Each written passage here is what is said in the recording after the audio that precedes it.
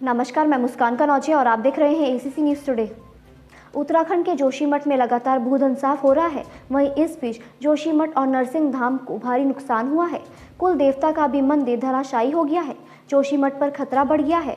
वहीं जोशीमठ रहेगा, खत्म हो जाएगा? जनता में ये सवाल तेजी से चर्चा में है। उत्तराखंड सीएम पुष्कर सिंह धामी बेहद चिंतित नजर आ रहे हैं।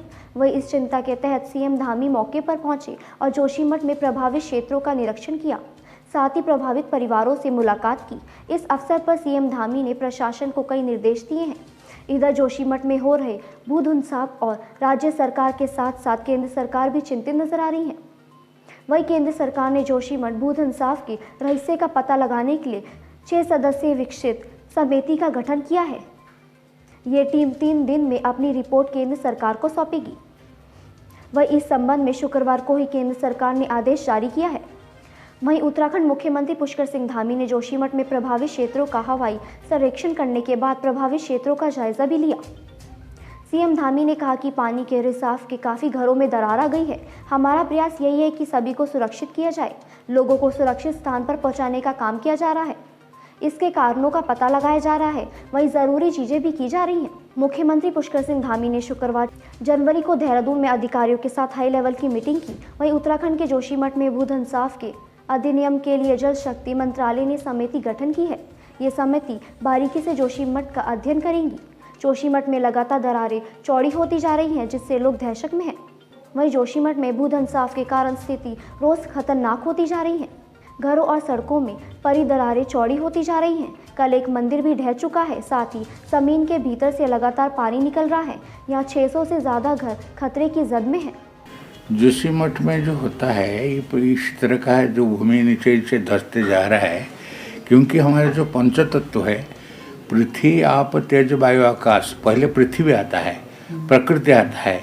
ये प्रकृति का साथ में जब भी जिस समय में जिसने खिलवाड़ किया, जिस युग में किया, ये उसकी जहाँ पर एक्शन होता है वहाँ पर रिएक्शन होता है।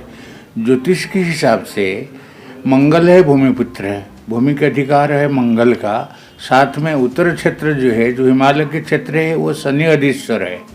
ये मंगल शनि के प्रभाव से इनके साथ में कोई छेड़छाड़ करता है, कोई चीज़ करते हैं प्रकृति का साथ में, नेचर का साथ में, इसकी फल की वजह से ये भूमि नीचे नीचे दबते जा रहा है। और कुछ कारण नहीं है। जहाँ पर मिट्टी धंसता है, नीचे से कुछ कार्रवाई होता है, कोई काम करते हैं, कोई पहाड़ का अंदर में ब्रिज बनाते हैं, वहाँ पुलिया बनाते हैं, कुछ बनवाते हैं, काम पर खुदाई होता है, भूमि की संरक्षण नहीं करते हैं। जो मिट्टी हिमालय क्षेत्र बना हुआ है, दरिया से ऊपर को उठा हुआ है, इसकी मिट्टी में एक दूसरे को पकड़ने, रेताला मिट्टी होता है, तो थोड़ा सा जहाँ पर जल गया वहाँ से मिट्टी धो गया, भूमि की संरक्षण नहीं होता है। जहाँ पर भूमि नीचे से चल गया, उसके ऊपर भूमि को पूर्ण करने के लिए, वो खाली जगह को पूर्ण करने के लिए वो मिट्टी ऊपर से नीचे आता है। देखिए आपने बारिश का दिन में, और दूसरा क्षेत्र में बहुत जगह में इस तरह का से है, जैसे पहाड़ गिर जाता है। केदारनाथ, बद्रीनाथ का, जमुनोत्री का, गंगोत्री का रास्ता में मिट्टी पहाड़ नीचे आ जाता है। इसके कारण होता है ये मिट्टी में पकड़ नहीं है, रेतीला वाली है। तो सही चीज़ है, उसको रक्षा करने के लिए प्रकृति का साथ में खिलवाड़ ना करके भूमि की संरक्षण करे। ग्रह नक्षत्र के छोड़ दीजिएगा, भूमि की संरक्षण करे तो जाके ये चीज़ समाधान हो पाएगा। जैसे पहाड़ साइड में ज़्यादा से ज़्यादा पेड़ काटे जा रहे हैं कहीं इस पे। हाँ, देखिए पेड़ भी काट जाते हैं। भूमि संरक्षण का मतलब क्या है? जब कोई वृक्ष लगता है, पेड़ लगता है, वो क्या करता है, दूसरा मिट्टी को जड़ी इसको बांध के रखता है। अपने पेड़ काट दिया, जमीन चुकी, मिट्टी के बांध के रखने का कोई सवाल नहीं रहा, तो इसे धीरे धीरे उसको खिसक गया। तो इसीलिए वही तो एक ही चीज़ बताया, प्रकृति का साथ में खिलवाड़ नहीं करना। वृक्ष, लता, पेड़ पौधा, खुदाई जो करते हैं लोग, इसी वजह से प्रकृति का साथ में छेड़खान करते हैं, तो भूमि का संरक्षण नहीं करते हैं, भूमि संरक्षण नहीं हो पाता है, जंगल काटा जाता है। इसी वजह से इस तरह से हो रहा है। इसलिए जंगल विभाग अपने जंगल को लकड़ी काटना ना दे, क्योंकि गैस की सुविधा हो गया, कोई परेशानी नहीं है। दूसरी बात है, जो मिट्टी सब काट के मकान बनाने के लिए खुदाई करके लेते हैं, इसके एक पर्टिकुलर जगह करे जहाँ ऊपर से प्रेशर ना आए, वो जगह से ले, भूमि की संरक्षण दे, तो कोई उसमें तो फिर नीचे मिट्टी खिसकने का कोई सवाल नहीं रहेगा। यहाँ पे रहना मुश्किल है, बर्फ का मौसम हो गया है, बर्फ गिरने ही वाली है, छत टेढ़ी हो रखी है, हम लोगों की पढ़ाई डिस्टर्ब हो चुकी है। हम इसी कमरे में रह रहे हैं और यही हम पढ़ाई करते हैं।